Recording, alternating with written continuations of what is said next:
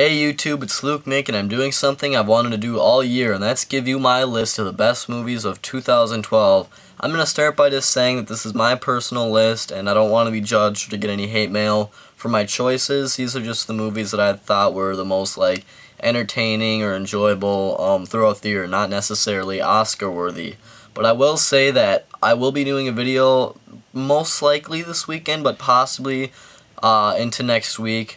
It'll be my predictions for the Best Picture nominees, and I'll just do it out of 10 movies. I'm not going to do 9 because that's just stupid. So I'll choose 10 movies that I think will get nominated for Best Picture, and I'll just share that with you, and then we'll see if my predictions were correct in February or whenever they release that information.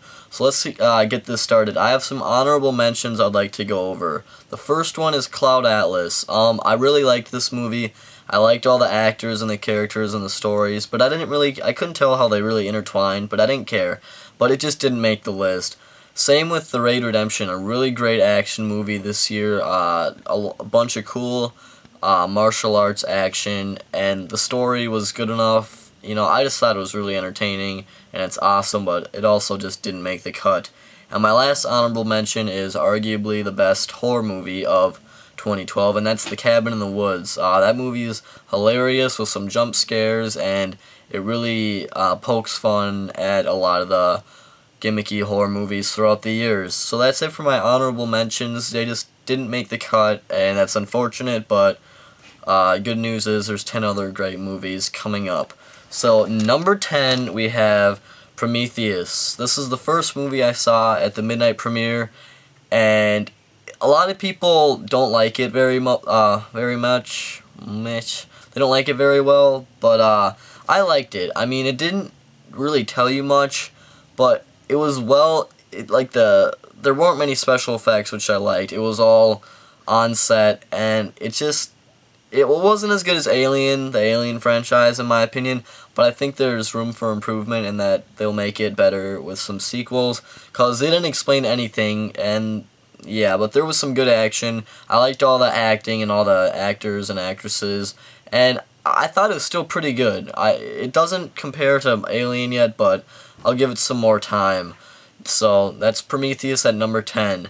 Number 9, I have Dread 3D. I'm not gonna lie, I wasn't gonna put this on here because I thought I'd get some crap, but I really like Dread 3D. Hell, I made a Dread costume right before Halloween, and yeah, I really like Dread. And I don't make my own costumes much, but I thought Dread was just badass. I already pre-ordered it. I saw it in the D-Box motion seats, actually, in 3D.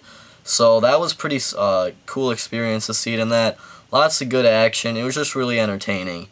So that's number 9, Dread 3D. Number 8 is Seven Psychopaths. This was a pretty funny movie. I felt like it dragged a little, maybe an hour in, but overall the whole thing was hilarious, and there was a lot of great actors in there and great dialogue, and I just thought it was a really funny movie. So number 8, Seven Psychopaths. Number 7, we have The Dark Knight Rises. This movie is really good, don't get me wrong. It's just not as good as Batman Begins and The Dark Knight, but there's obviously a reason it's in my top 10, and that's just Bane is so badass, and the whole conclusion is just great, and all the movies are amazing, and The Dark Knight Rises, number 7 on my list. Just a great, solid movie. Number 6, we have Django Unchained, Quentin Tarantino's new movie. I really like Django Unchained. I like all of Quentin Tarantino's, I like all of Quentin Tarantino's movies a lot. This one, it fell sort of in between. With all of his movies, I like it kind of right in the middle of all the others. It's better than, I think, Kill Bill and Death Proof, but it's not as good as Reservoir Dogs, Pulp Fiction, and Inglourious Basterds. So it's just kind of right in the middle of all of his movies, and it's still obviously really enjoyable because it's Quentin Tarantino and you have the perfect cast. So Django Unchained at number 6.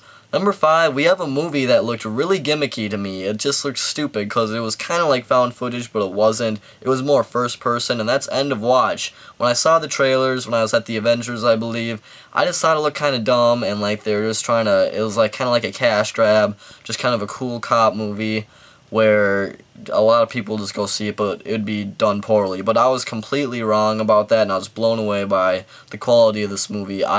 Jake Gyllenhaal's and Michael Peña's performances were amazing, playing as these two buddy cops, and the whole thing is really emotional. It really feels real, that you can see these guys as real people, and it's a great movie. I definitely recommend End of Watch at number 5.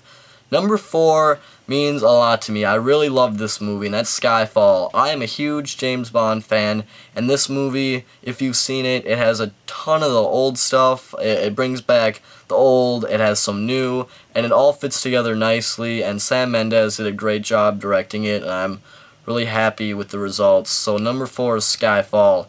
Number 3, I just saw it today, and that's Silver Linings Playbook. This movie was awesome. I loved it.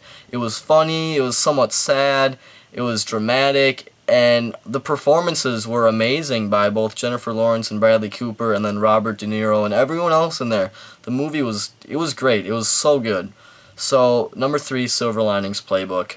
Number 2, we have Looper. Looper is like one of the most badass movies I've ever seen. I really like kind of cool movies that try something new and they're different and they have some cool music in there and cool characters with a lot of style, and Looper had it all. It had sick music, great acting, cool characters, amazing backdrop, like the whole setting of the movie. It's in year 2044 and it still looks kind of rough, but then there's some more futuristic type of things, and there's this TK ability where you can float quarters in the air, and the whole thing is just really awesome, and the conclusion is just epic, and I love the movie.